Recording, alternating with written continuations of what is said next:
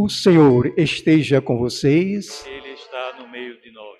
Proclamação do Evangelho de Jesus Cristo, segundo Mateus. Glória a vós, Senhor. Naquele tempo, Jesus foi à região de Cesareia de Filipe e aí perguntou aos seus discípulos: quem dizem os homens ser o Filho do Homem?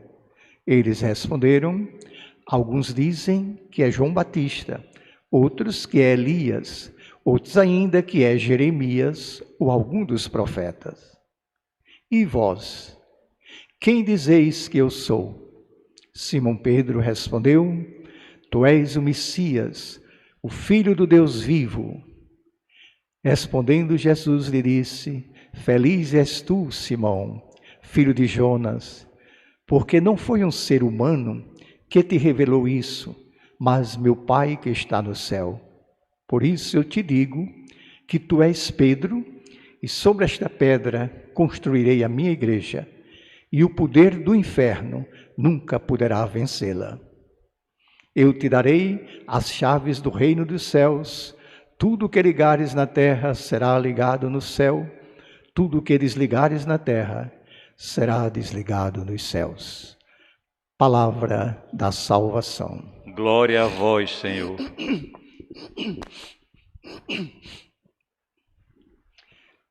Minhas irmãs, meus irmãos, por uma misteriosa coincidência, a igreja reúne hoje, numa só festa, São Pedro e São Paulo, dois homens completamente diferentes e por vezes até opostos, tão diferentes que a Bíblia não faz questão de mostrar suas desavenças abertas. Numa delas, foi preciso convocar todos os apóstolos para uma reunião em Jerusalém, a fim de encontrar uma solução aceita por todos.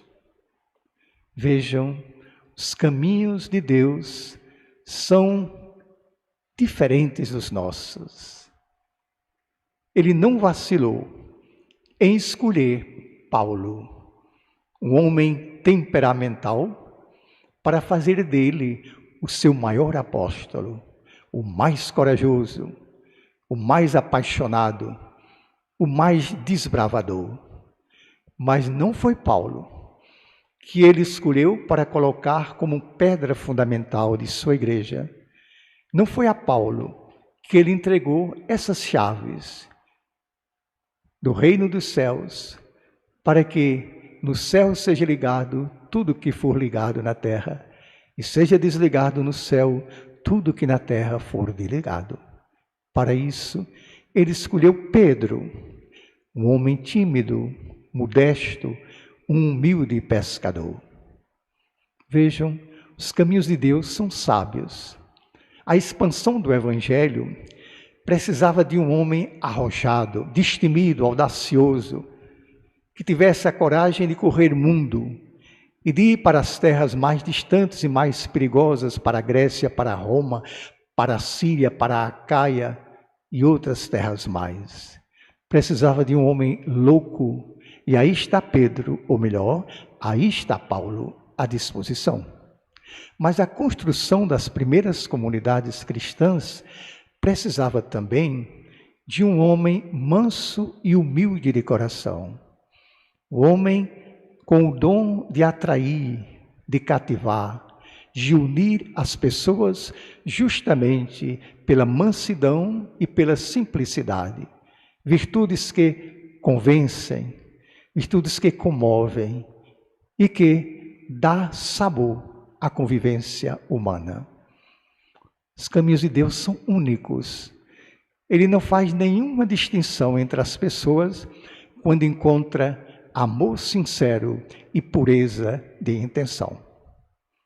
Vamos falar de um deles para honrar os dois. Vamos falar de Paulo. Pouca coisa se conhece de sua vida, mas quase tudo que se conhece procede das suas cartas, das suas famosas epístolas. Nas epístolas transparece a personalidade, a santidade, o poder, a fraqueza desse homem excepcional. Vamos escolher uma, sobretudo, uma das mais interessantes e das mais polêmicas. A primeira carta de São Paulo aos Coríntios. Timóteo, o amigo fiel, companheiro das viagens e das tribulações, vem trazer para Paulo uma má notícia. Os cristãos da primeira comunidade de Corinto encontram-se divididos e separados por desavenças graves e graves tensões. Uns tomaram partido de Paulo, outros tomaram partido de Pedro, outros tomaram partido de Apolo. Apolo brilhava pela sua eloquência. Paulo favorecia os cristãos convertidos que vinham do paganismo. E Pedro favorecia mais os cristãos vindos do judaísmo. Era uma desavença muito grave que ameaçava as fundações do cristianismo nascente. Por isso, Paulo fica perturbado. Logo, Corinto, aonde ele chegara a primeira vez, deprimido pelo seu fracasso na cidade vizinha de Atenas. Logo, Corinto, onde as comunidades cristãs eram constituídas pelas pessoas mais pobres, mais simples e mais fracas da grande cidade. Uma cidade com mais de 500 mil habitantes, poderosa, e os primeiros cristãos eram de todos os mais fracos. Era preciso animá-los. São Paulo não recorre aos argumentos da filosofia. Ele relativiza todo o poder e todo o saber que não tem em Deus seu fundamento. E ele escreve: aquilo que aos olhos do mundo é sabedoria, Deus transforma em loucura para confundir os que se fazem passar por sábios. Aquilo que o mundo reputa como poder, Deus converte em fraqueza para confundir aqueles que se fazem passar por fortes. Porque tudo aquilo que é loucura de Deus é mais sábia do que a sabedoria do mundo. Tudo aquilo que é fraqueza de Deus é mais forte do que toda a força humana. Portanto, que os coríntios não ficassem deprimidos porque não estão contados entre os mais sábios e poderosos da cidade. Pelo contrário, que se orgulhem pelo poder e o saber que procedem de sua fé e pelos quais eles chegarão ao poder maior. Mas não era a única notícia ruim. Timóteo lhe dá outra má notícia. Alguns em Coríntio estavam questionando a autenticidade do apostolado de Paulo. E os seus argumentos eram lógicos. Paulo não conhecera Jesus pessoalmente e Paulo perseguira as primeiras comunidades cristãs. Nesse ponto, Paulo não recuou 1 milímetro. Não era a sua pessoa que estava em jogo, era o Evangelho. Ele não se humilha, ele se exalta. E porventura, eu não sou um homem livre, e porventura também não sou apóstolo como os demais, e eu também não tive a visão do Senhor, e vocês mesmos não são o resultado do meu trabalho, que outros não me aceitem como apóstolos, mas vocês não, vocês devem me aceitar, porque vocês mesmos são as provas de que eu sou apóstolo. E Timóteo acrescentou, e esses grupos, por não reconhecerem a tua autenticidade, também não querem que tenhas o direito de receber a ajuda financeira para as suas necessidades pessoais. Aí Paulo reage com generosidade e com força. Evangelizar para mim não é motivo de glória, é um dever que se me impõe. Ai de mim se eu não evangelizar. E o salário que eu recebo por esse trabalho é a satisfação de saber que eu o faço gratuitamente. Não sou escravo de ninguém, sou um homem livre, mas por causa do Evangelho eu me faço escravo de todos para ganhar o maior número possível. Entre os judeus eu me faço judeu para ganhar os judeus. Entre os fracos eu me faço fraco para ganhar os fracos. E eu me faço tudo para todos, para ganhar por todos os meios possíveis e salvar alguns. Isso era Paulo. Mas ainda não era a última má notícia. Timóteo acrescenta: e explorando a ignorância dos coríntios, alguns estão chegando lá e se apresentando como portadores de carismas excepcionais. Há uma profusão de carismas, Paulo, e uma profusão de carismáticos e uma verdadeira guerra de vaidades e ambições. Paulo trata de orientá-los e escreve: nenhum carisma é verdadeiro se não for acompanhado do interesse pelo bem da comunidade. Carismas para ostentação e vaidade pessoal. Carismas para criar grupos separados e autossuficientes. Não é carisma, é embuste. Não é carisma, é manipulação. Deus concedeu a todos, diz São Paulo, a todos sem exceção, carismas com a finalidade de servir a comunidade. E aí, nesse contexto, que São Paulo escreve o famoso Cântico ao Amor, do capítulo 13.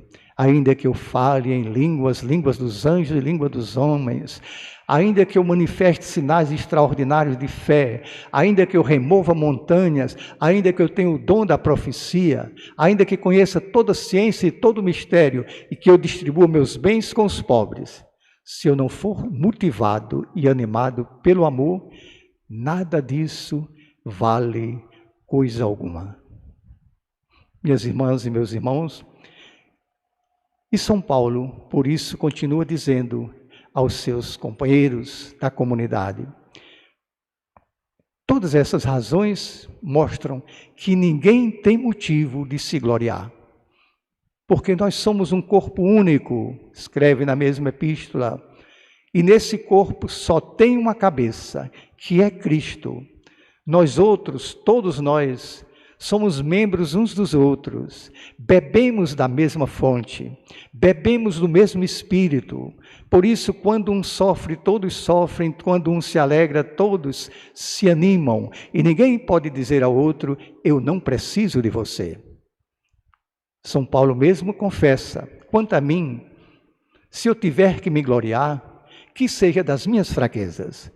Porque quando eu sou fraco, aí é que eu estou forte, porque na minha fraqueza habita a força de Deus. Essa era a paixão de Paulo. Sem essa inteligência aguda, minhas irmãs e meus irmãos, sem essa personalidade forte, sem essa paixão a toda prova, sem essa liderança incontestável, não teria acontecido o que de fato aconteceu. O nascimento de um novo povo, com uma nova consciência das relações com Deus, com o mundo e com os seus semelhantes. Não teria jamais acontecido o cristianismo. E hoje, esse povo em formação somos nós. Ao responder a problemas da pequena comunidade de Corinto, São Paulo nos deixa de herança a mais bela, mais pura e mais profunda espiritualidade, a mais bela, mais pura e mais profunda teologia, doutrina. À primeira vista pode parecer que os nossos problemas são outros. Na verdade, são iguais, diferentes no enredo, nos personagens, no cenário. Mas quantas vezes nós também nos dividimos, entramos em desavença pelos nossos partidarismos estreitos. Quantas vezes utilizamos nossos talentos, nossos carismas a serviço de nossa própria ambição, da nossa própria vaidade. Quantas vezes fechamos os ouvidos à voz dos grandes profetas quando a sua pregação nos incomoda ou exige de nós mudança de vida. É por tudo isso que essas cartas são dirigidas a nós e que esse apóstolo é o nosso apóstolo. A exemplo dele, pois, que Jesus Cristo seja o único ponto de partida e de chegada da nossa prática de fé. Que o mandamento do amor seja o único valor, o único carisma acima de todos os valores, orientando, motivando e animando nossos pensamentos, palavras e ações. E que em tudo que nós fizermos, sejamos conduzidos por essa paixão arrebatadora que crê, confia e se entrega amorosamente. Aí então, nós teremos razão de sobra para escrever no nosso testamento o que ele escreveu na epístola de hoje. Caro Timóteo, terminei minha carreira, combati o bom combate, guardei a fé. Agora só me resta esperar a coroa de glória que o Senhor, justo juiz, me dará naquele dia, e não só a mim, mas a todos que esperam amorosamente a sua gloriosa manifestação. Amém. A minha alegria de poder, todos os domingos, celebrar essa Eucaristia com vocês, me leva a lhe fazer um pedido, para você curtir esse vídeo e inscrever-se na TV MTC. Você está contribuindo para a formação da classe trabalhadora, está contribuindo também para ampliar a consciência de que nós devemos comunicar nossos valores, nossas convicções, nossos sonhos, e isso tudo através dessa fabulosa tecnologia. Curta esse vídeo e inscreva-se na TV MTC. Muito obrigado.